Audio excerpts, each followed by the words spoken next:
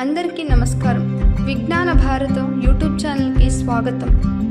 ఈరోజు మనం మాట్లాడబోయేది భారతదేశంలోని అతిపెద్ద డ్యాంలో ఒకటైన సర్దార్ సరోవర్ డ్యామ్ గురించి.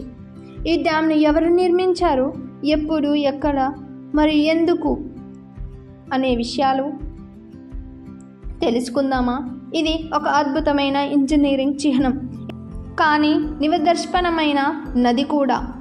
సర్దార్ సరోవర్ డ్యామ్ను భారత ప్రభుత్వం నిర్మించింది. దీనిని సర్దార్ సరోవర్ నర్మదా నిగమ్ లిమిటెడ్ అనే గుజరాత్ ప్రభుత్వం సంస్థ నిర్మించింది. ఈ ప్రాజెక్ట్ గుజరాత్, మధ్యప్రదేశ్, మహారాష్ట్ర, రాజస్థాన్ రాష్ట్రాల మధ్య సహకారంతో జరిగింది. దీని ఫౌండేషన్ స్టోన్ను 1961 ఏప్రిల్ 5న జవహర్లాల్ నెహ్రూ ప్రధానమంత్రి వేశారు. దీనిని సర్దార్ వల్లభాయ్ పటేల్ పేరుతో నామకరణం చేశారు. 2017లో ప్రధాని నరేంద్ర మోడీ దీనిని ప్రారంభించారు. ఈ డ్యామ్ నర్మదా నదిపై నిర్మించబడింది. ఇది గుజరాత్ రాష్ట్రంలోని నర్మదా జిల్లాలో నవాంగం దగ్గర ఉంది. కేవాడియా సమీపంలో ఉన్న ఈ డ్యామ్ నర్మదా లోయ ప్రాజెక్టులో భాగం.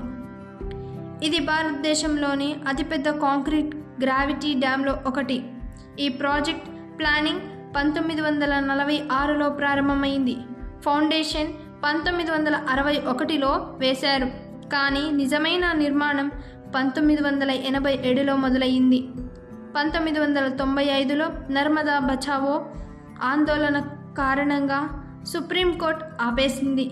చివరికి 2017లో పూర్తయింది.